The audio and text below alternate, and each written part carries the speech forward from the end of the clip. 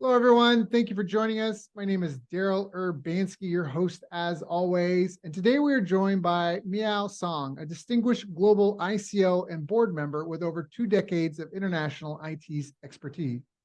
Recognized as CIO of the Year by IDG and GDS, featured in the Global ICO 100, Miao is a trailblazer in the realms of global ICOs, board members, women leaders, investment banking, and digital transformation. Fluent in English, Mandarin, and Dutch, she is a strategic visionary with a rich career spanning roles at GLP, Mars, Johnson, and Shell.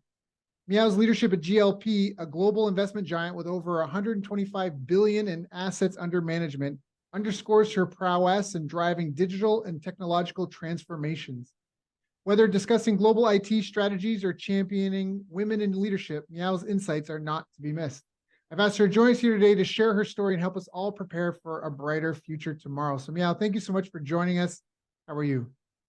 Thank you, Daryl. Thank you for having me today.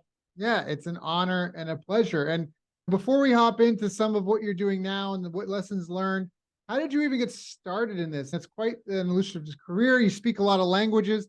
Were your parents involved? Did you just follow in your parents' footsteps? Were they involved in business and IT and international trade, or where did it come from?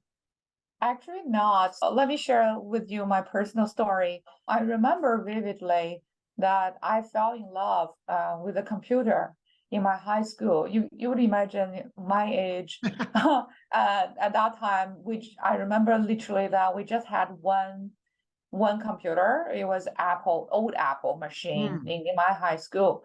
At that time, it was almost more than 30 years ago. Everybody had to queue to touch that computer. But the moment when I touched the computer, I love it. So I decided, hey, I need to study computer science. Not knowing what exactly computer science brought me to, I decided I studied anything related to computer science.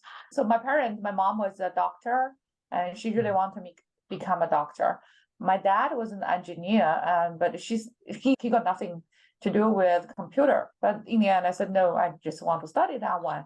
So I went to college, and then it was one of the best in China, in Beijing. So I went to Peking University, and I studied information management, which is related to computer science. It was 4-year study. I was very happy that I was doing something related to computer science. After graduation, I started to work for Nestle's office, obviously the largest food company, consumer company in the world.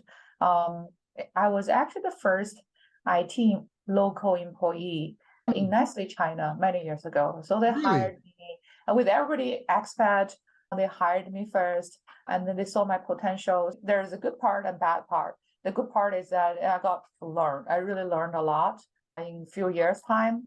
But the bad part was I was the only one who speak the local language. And I had to be involved in everything. So basically, you just imagine 30 years ago in China, not everyone speak English, right? So I actually did really a lot of things, including setting up the network infrastructure for Nestle, new offices. I started to be involved in the first ERP implementation, accounting system, manufacturing, sales and distribution system implementation for more than 10 joint ventures within China, but also more than 20 sales offices. The scale was huge.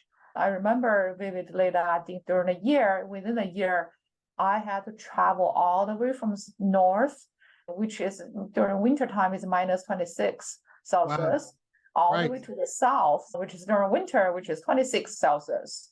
Within a month, because we had to go live ERP all the way to support a business. That business covered milk powder production for baby, Nescafe, Milo, ice cream at that time, all kinds of products. But I was extremely happy. Within 2 years time frame, we got everybody into the ERP implementation platform. And personally, I learned quite a lot through that project as well. As a fresh young person, graduated from school not many years. In the middle of 1990s, I think around 1997, I got a year in Switzerland. So Nestle sent me to Switzerland to start to look at global SAP blueprint. That was very early stage. So I spent a year. The globalizing blueprint? Global SAP. It's an ERP system. Okay. Yeah, so I started to look at global SAP blueprint in Switzerland for about a year, and then decided to go back to Asia, and then I moved back to China, to Beijing, and there was a role coming. It was the role of Shell China. Shell obviously is one of the largest oil and gas giant company with more than 300 to 400 billion revenue. So I grew up quite a lot in Shell. I became the CIO for Shell China in 1990s, the end of 1990. So all good. I was managing some large project, including collaboration and joint venture with the CNOOC. It was huge, multi-billion dollar investment, multi-year investment, managing their project implementation, the IT strategy, implementation, everything. And then early 2000, I had a career discussion with my boss. So I said, look, if I stay here in the current role, there's no room for me to grow. Right. And he agreed. He was very supportive. And he agreed. He said, why don't you think about going work overseas? So I said, where? And he said, how about the Netherlands? So random and so different. No, it's a headquarter. It's a headquarter of the company, right? So the company is double listed. So it used to be double listed in, I think it used to list in Amsterdam. There was two boards, right? One in London, one in The Hague. So in the end, I said, okay, it's a headquarter. I'm pretty sure I will learn a lot. And then around early 2000, so I moved to the Netherlands, not knowing where it led me, to be honest. I didn't go to headquarters right away. So my first job was actually in the largest refinery and chemical plant in the world at that time. So basically the refinery was next to Rotterdam Harbor. So if you now, even nowadays, if you drive passing by Rotterdam Harbor, you still see Shell compound, which is huge. And just to give you some indication for office workers, to drive from one office to another in the refinery literally take you 10 minutes, or between the two operation center, one to another, to refinery to chemical plant, I had to drive 40 minutes to go to another place. That so is it's huge. massive. It's huge. It's massive. It's massive. So I became the head of IT of that refinery for 3 years. I really love it. But I had to actually overcome a lot of challenges. The first one is language, because it's a very local environment. The official language is Dutch, despite a lot of people spoke English, but official language was Dutch. Right. So document was written in Dutch, presentation was done in Dutch, communication was done in Dutch. So I pick up Dutch in 6 months. So I actually worked very hard to pick up my Dutch, including basically watching TV, reading news, reading newspaper, listen to radio, but also spend extra time to go to school, night school, weekend school, you name it. So I pick up language in 6 months. I was among the expats in the Netherlands who probably did the best. Every time people talk about expat who could speak Dutch, and they just ask me, they just talk about my name. It's quite interesting, but it helped. It helped. So a lot, for sure. It helped a lot of communication. It helped me with stakeholder engagement. I also took extra efforts to learn the business, because it's very different than when you sit in office. You got no clue how this refinery, the process run, how the factory operate. I took extra effort. I went to study petrochemical courses, petrochemical industry courses. I graduated from computer science. Petrochemical is so different. So I spent some time to learn the business, the chemicals, etc.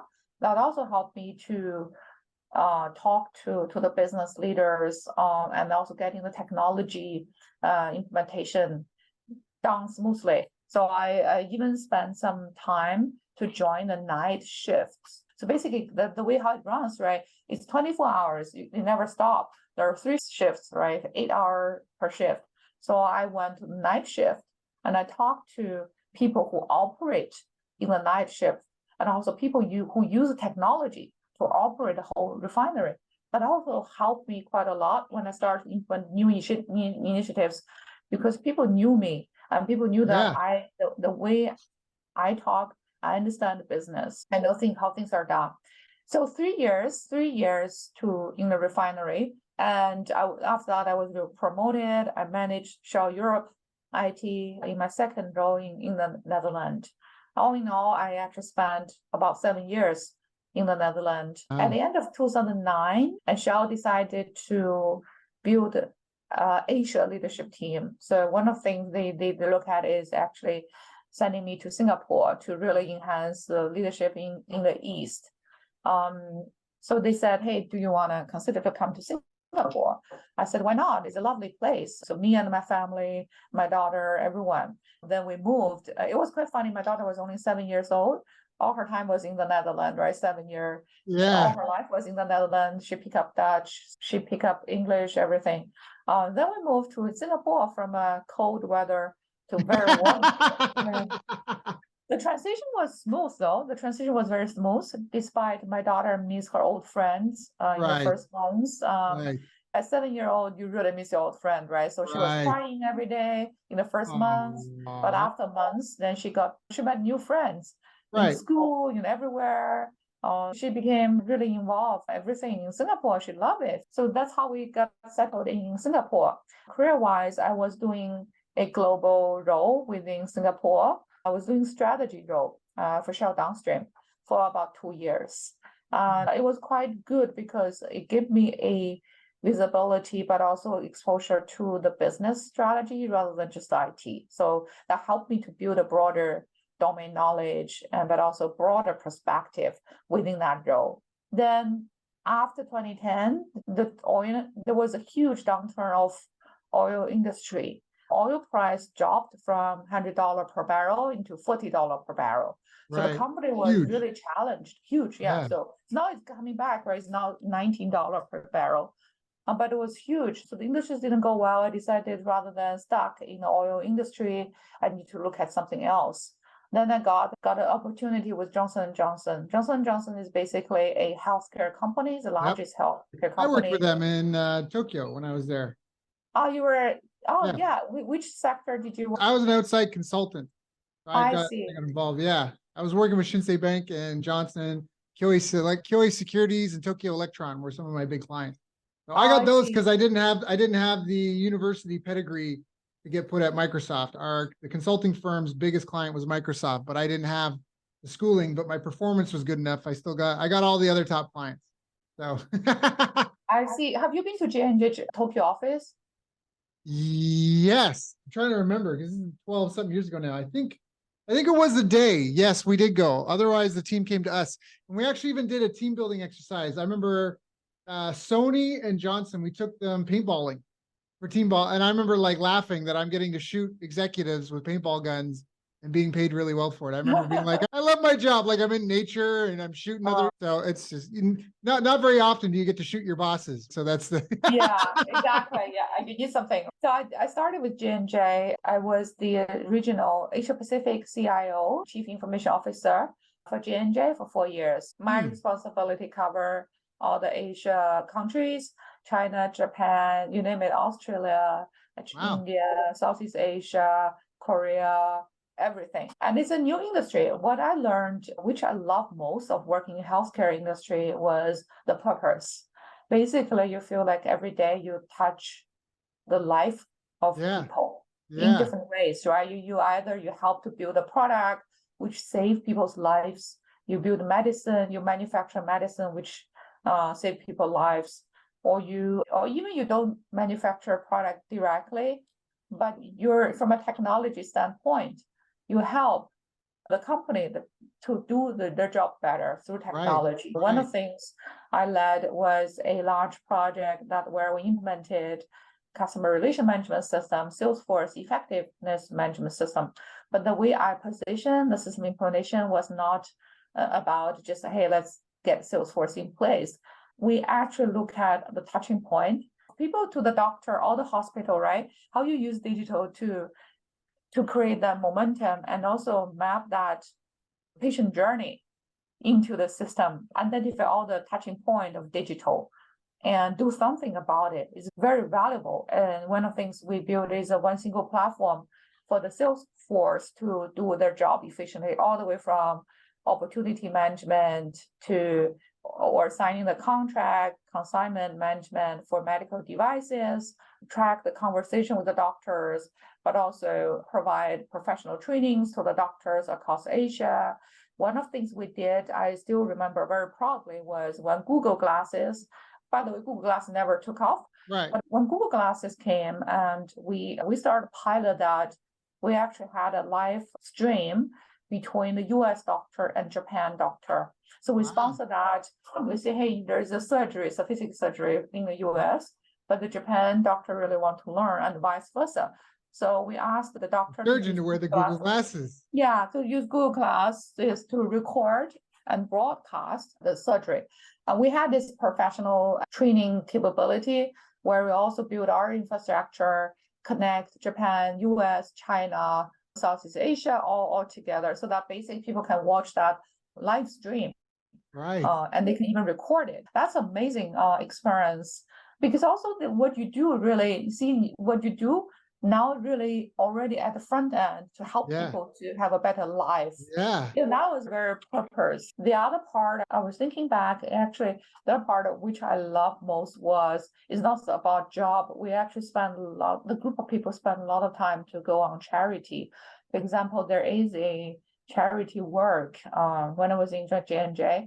It's called Operation Smile. Basically, the company sponsored this charity work to help the kids with cleft palate. So basically, the company sponsored the surgery to help kids at early stage to go through the surgery. So I remember $200, $250. You can basically save one kid because the surgery basically cost $250. I personally went to that mission, we call it mission, in Vietnam quite a few times. And the first time I went to Hue. Have you been to Hue, which is the old capital city of Vietnam? And I went to Ho Chi Minh City and somewhere else. I think 3 times actually.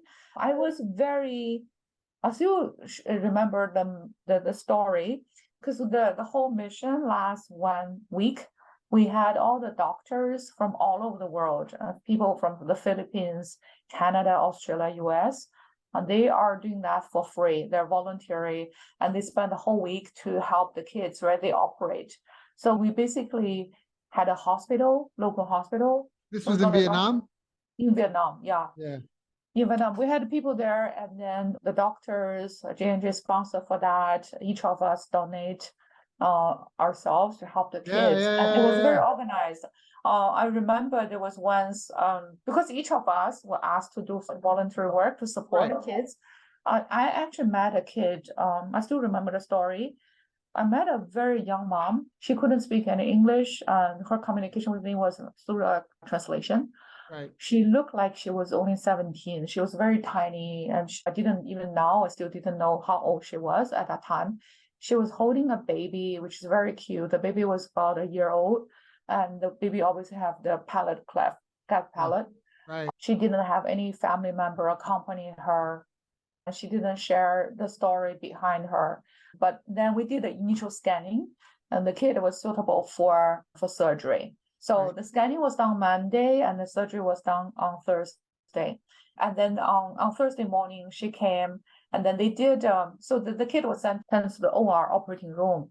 But then during the surgery, and then they actually find out, because suddenly the blood test came back, they find the kid was actually HIV positive.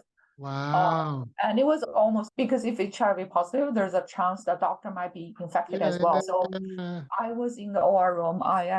We were listening to the conversation, and the doctor quickly came together. They said, hey, should we continue with this or we should stop?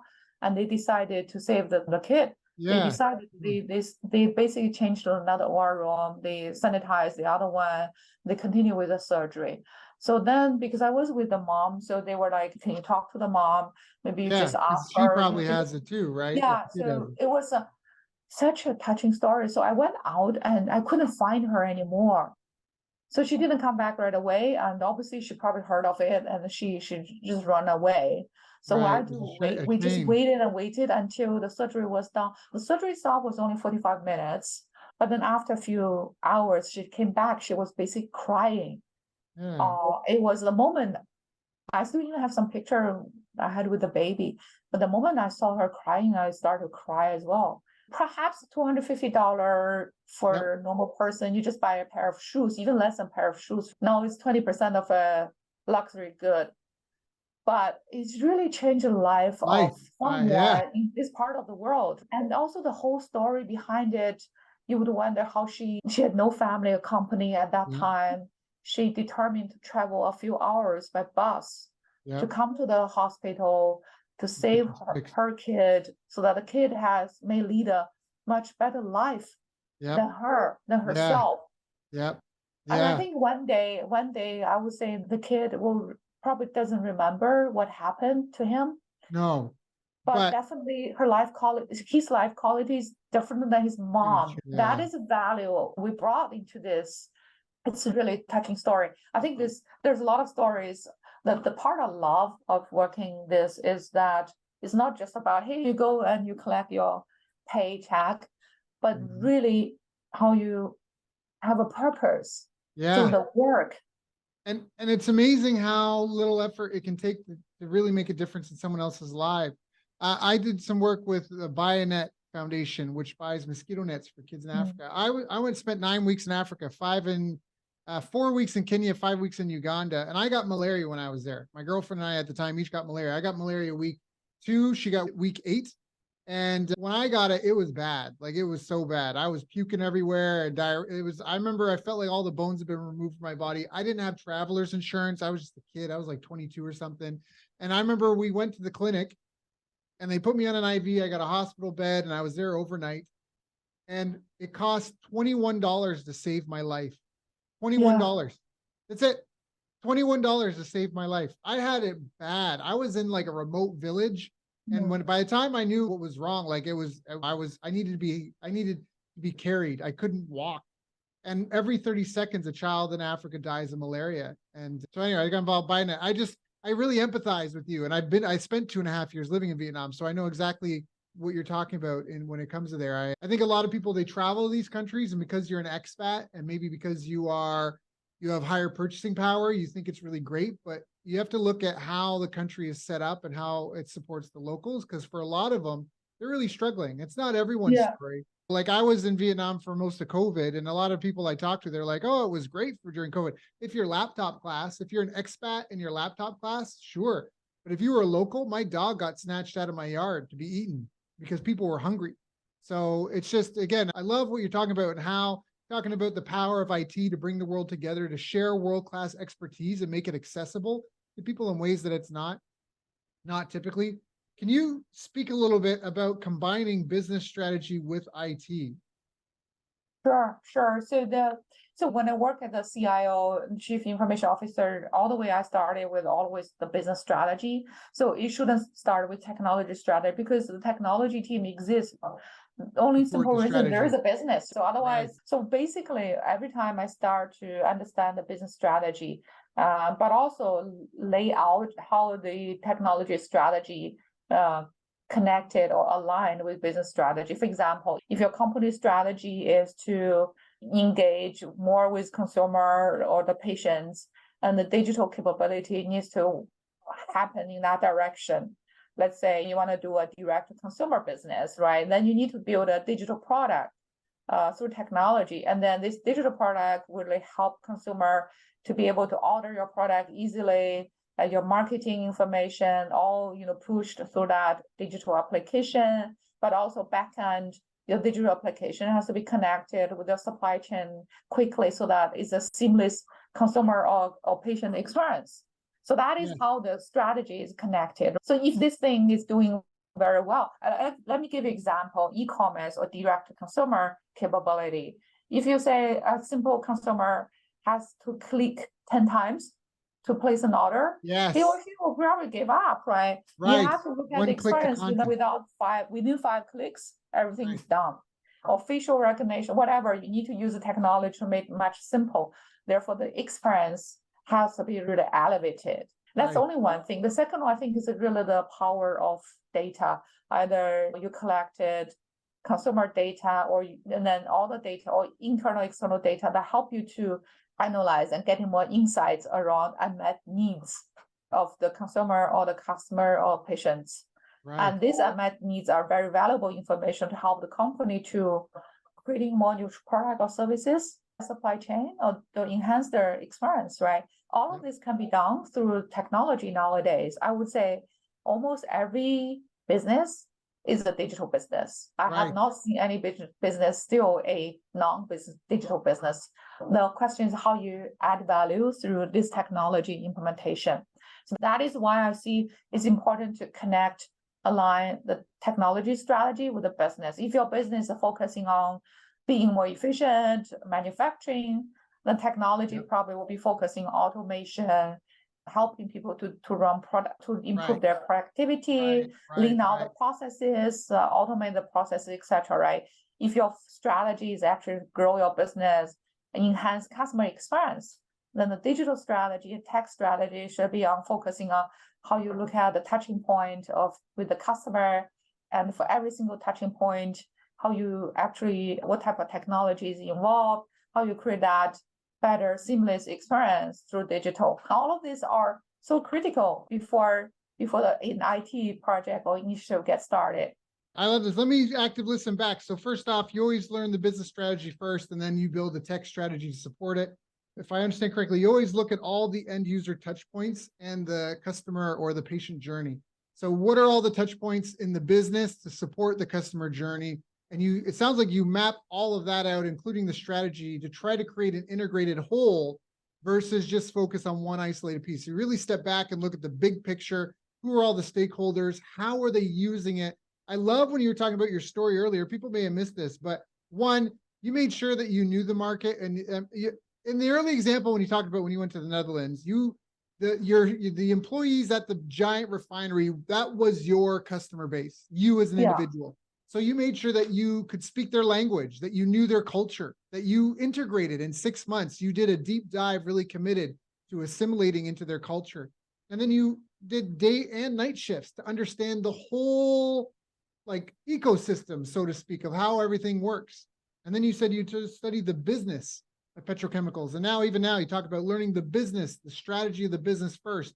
And now with this kind of market intelligence, which is the customers that the business serves and the staff that are there to create and support that customer journey, with all this mapped out in your mind, now you look to create a seamless integrated whole where you're also taking a look at having simplicity, 5 clicks or less, and also make sure that you're collecting all the data that you can, because data can be incredibly powerful, but not if you're not collecting it.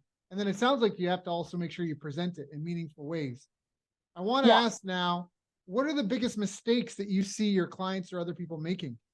I think the biggest mistake some of the companies are making was, I believe there was let's say a few years ago, right? 2 years ago, right before COVID or even during COVID, the buzzword was digital transformation, right? So look at it.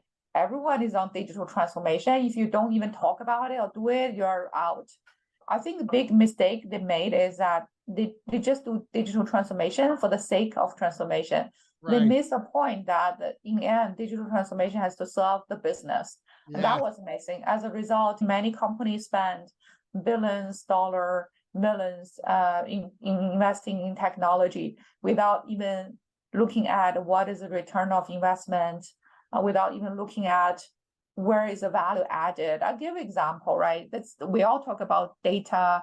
Used to be big data was a very buzzword. Now, obviously, AI, machine learning. But when big data was a buzzword, and many companies spend time to just put whatever data they have into their data repository, without knowing what exactly they want to extract or insights or the use cases from data. As a result, I think many organizations, regardless of their industry, they now have a challenge of, first of all, data governance. After they throw data into a infrastructure, right, a data lake, whatever, and then they find out now actually not all data are valuable, let's say, or the data quality is not right. Anyway, there are a lot of rubbish in their data lake.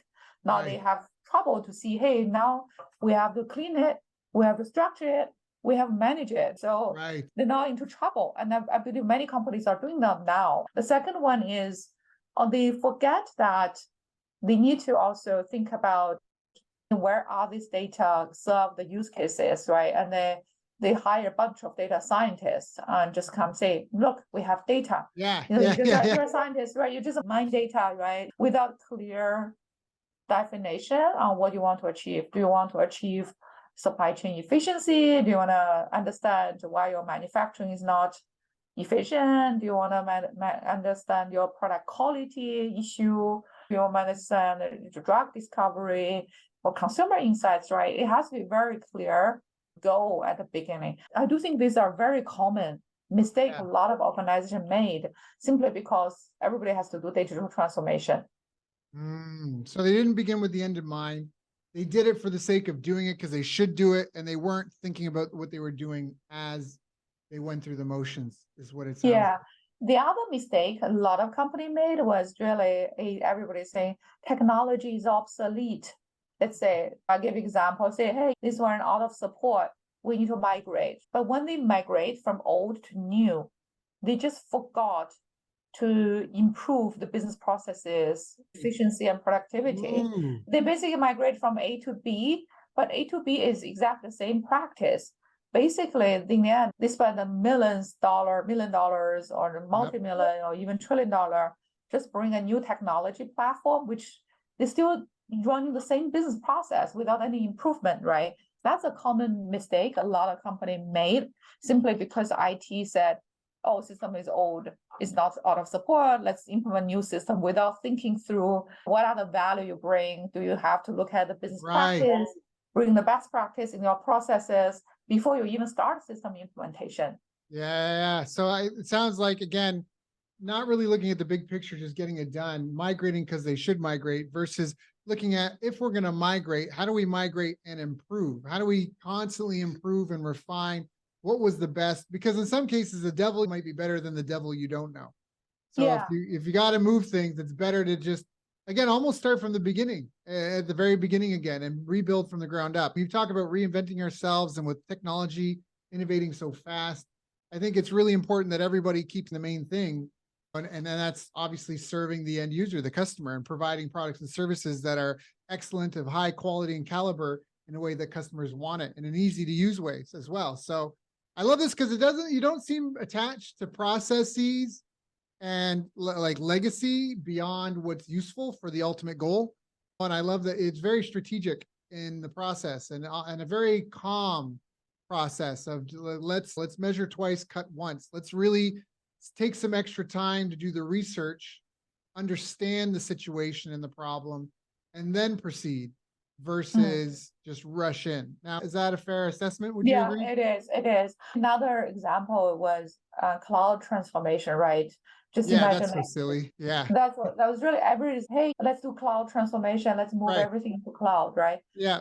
Yes, the direction is right, but you need to figure out what is the business benefit, what's the value, why. Yeah. Why. You have to talk about why before you talk about how. And I see a lot of, including a lot of industry conference, right? If you go to any conference, cloud, let's do cloud. Nobody even talk about why. Yeah. And a lot of people don't realize that all the cloud is someone else's computer. That's all that's all the cloud is. It's just someone else's computer. And so if you're going to put your data in the cloud, all of a sudden it's just like letting somebody else take care of your pet or child.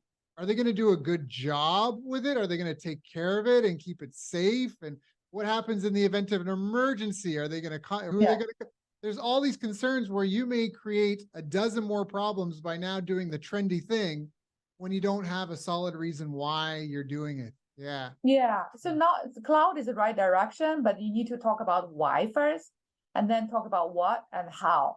And when. So all of this has to be listed out before you even jump into cloud transformation. I use an analogy about, it looks like you have your own house, you live in your own house, you buy it or you rent a house, right? Cloud is like you rent a house. It's basically that analogy. Now, I want to ask, because I know we're getting up on the top of the hour. This has been a very insightful call. What do you think are some of the top trends and maybe technologies or developments that over the next 5, 10, 15 years that are on your radar, you're keeping a close eye on, that you think the listeners need to pay attention to as well? Absolutely. So the first one is generative AI, which is very hot now. And as a company, GLP, we are under my leadership, we are piloting generative AI already. We have seen very successful early pilot leveraging generative AI to build powerful use cases, things like building our own chatbot within the organization to talk to our internal employees for anything, any HR policy, travel policy, information. The second use case we built was cognitive search. So we build cognitive search to allow our customers or potential customers to search our services and product worldwide. So that has been built. The third one we built, we call the data chat with your data. So basically, we loaded quite powerful information into our secure environment. We build generative AI to help them to summarize and find information in a fastest fashion. Number 4 is automatic newsletter. So we have a research arm for investment. So every day at 8:30, the bot wrote email and send email automatically to the research team. For example, if they want to know what's the trend of EV car or EV battery, every morning 8:30 they receive it. Boom, internal data, external data, social listening, all there. And we have been running this for 2 months. I love this.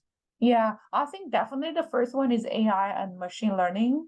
The second one, I think it will be quantum computing, which was there for years, but again, it never, because of these quantum computing resources, all taken by the large firms, right? IBM, Google, Microsoft, etc. It hasn't really taken off fast as AI for some reason.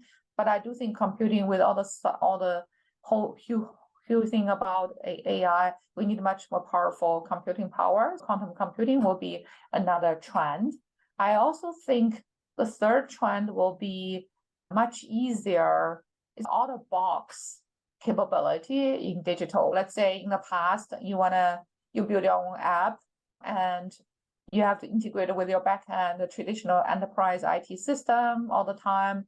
Therefore, you build API hub, you integrate. I do think that approach might be challenged in the longer term. I think there will be more faster way of building your app, maybe automation, maybe just someone builds something, you choose, let's say customer engagement, you choose one, then you just customize, configure that one, and boom, you launch it, rather than you build it from the ground. I also think there will be some breaking through technology in AI, in neuroscience, in the bioscience. AI in bioscience will definitely take off. It did take off in the past few years, but we have not seen anything break through. But I do think AI in neuroscience will break through. There actually was, but they have to do the trials. So there was a study. I eat studies like candy, maybe not the last couple of months because I've been so busy, but for the last few years, I've been eating published studies like candy. And there was a team that used machine learning to try to figure out what drug combination would exponentially improve human lifespan. And they came up with 3 cocktails, I think, and one seemed the best case.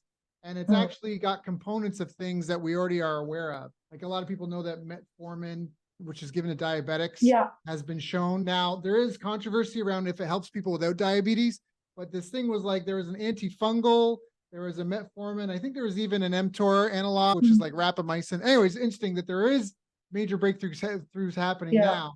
They just haven't quite trickled down yet. So I agree. I do think that 100%. Area hardware will really probably, as you mentioned, move faster than before. Let's take another example: painkiller, opioid addiction in the US. I'm sorry, I talk like I'm a politician. I can't. No, you're good. You're good. See, this is such a big problem. Has been there for years and years, right? Well, to be fair, Miao, it's there because it's profitable. If you look at our world and data, they've actually manipulated the chart a couple of times. I feel like it's to make it visually less striking in the sense of when I first saw it, I just clearly it spoke to me and said, the US health system is designed for profit, not performance. The per capita cost of healthcare in the US is over double the average, Yeah. the world average, and the performance is not even middle of the pack. It's lower Yes. middle of Yeah. the pack. And then you talk about the opioid crisis and these other things. I fully believe that there is conspiring corporations that big pharma and big food have a partnership, because you see Yeah. everywhere Western food companies go, cardiovascular diseases, cancers, diabetes Yeah. skyrocket.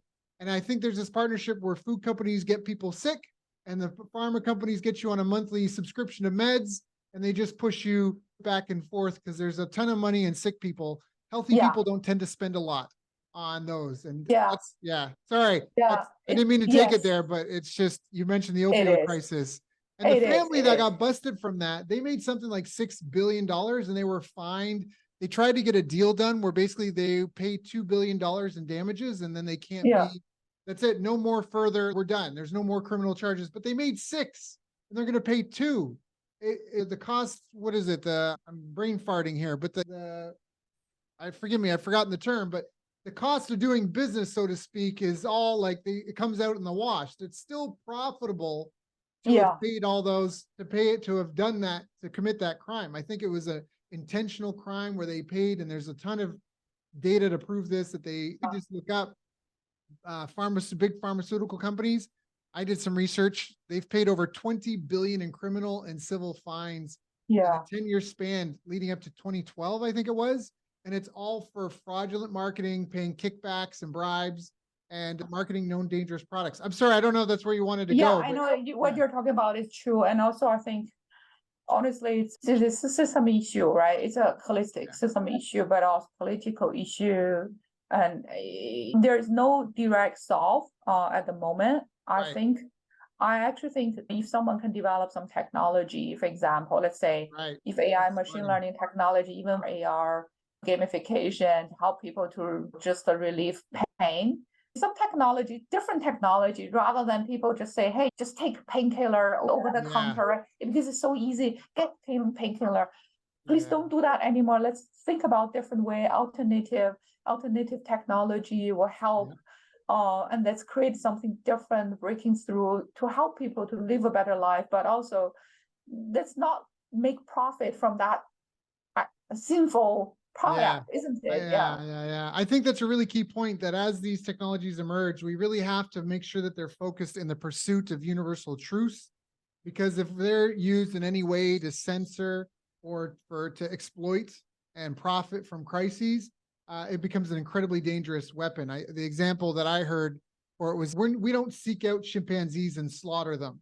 We may have killed some and displaced some through progressing our civilization, but we don't seek and destroy them. Whereas if you have an AI that is a censorship bot, like we saw happen throughout the pandemic, all this, right, censoring, it is a seek and destroy. It is find people talking about this and deplatform, censor them, shadow ban them. And the scientific process, you need the largest data set that you can begin with. And then you get rid of the bad data and then you work from that. If you have an incomplete data set, it's going to bias your results, which can be fatal in certain circumstances. Yeah, I agree with you 100% on all of this. Now, this has been a really great interview. I've got 2-3 pages of notes here. I believe and trust all your insights. Is there anything I haven't asked you about that I should have asked you about? Yeah, I think the last one I would bring is because we touch AI and machine learning. I think the topic ethical AI, really, you touched it a little bit around, hey, using the right data for AI to generate the right decision, but also there is a sophisticated problem as well around biased AI. The set of data you use generate wrong decision because there is a bias, right? Embedded when AI solution was designed. I saw that they did that with facial recognition technology. The data set that they had used was mostly white and Asian, so it couldn't recognize African faces. And that was something where there was no malicious intent, but you built racism into the system just off of the data set. And that's where, again, we really have to be careful as we move forward. I agree. Yeah, there was another example. I wouldn't mention the organization. It's a very famous education organization for high school. During COVID, they couldn't conduct exam. So they create an idea. They use AI to give a score to every single student in high school. But then what they did, they just use a school historical data for international school. It's Right. very dangerous Right. because the basic Culturally, yeah. assume it doesn't the basic assume that everyone in the school, if there's a mediocre school, everyone is not doing well. But Right. they forgot there are some smart kids, very good students in the mediocre school. Yeah. And that created huge trouble about it because they use that score for college application. And my Yeah. daughter was one of victims in that year because after I Yeah. find out how they calculate that, it doesn't even make sense. This is a Yeah. clear bias. Then they Yep. will assume, hey, this is a great school. Everyone's doing well. No, that's not right. You have a bad student in good school, but you also have an excellent student in mediocre Yeah. school. You see, 100%. this is so many things there AI can do, really remove those bias, make sure it's equal. It's more for everybody AI. It's not just for a small group of people. 1,000%. 1,000%. Meow, I feel like I got to get you back on so we can Yeah. go deeper into some of these topics at some point. If people want to get in touch with you, if they want to reach out, what are some of the best ways for them to connect? So I have a LinkedIn, so you can find me Miao Song, Singapore in LinkedIn, or maybe just I will leave my personal email to you as well. Okay, perfect. So for those that want to reach out and connect, you can find her on LinkedIn, Miao Song. She's in Singapore. We found her if she's at GLP and went to Peking University. Meow, thank you so much for joining us. This has been an honor and a pleasure. Like I said, I have a couple pages of notes. I thoroughly enjoyed this conversation. Thank you so much, knowing you've got your own family, your own direct reports, your own following, lots of people to take care of. Thank you for coming and sharing with my audience and I so we can all be a little bit prepared for this technological future. Thank you, Daryl. Excellent. Great talking to you.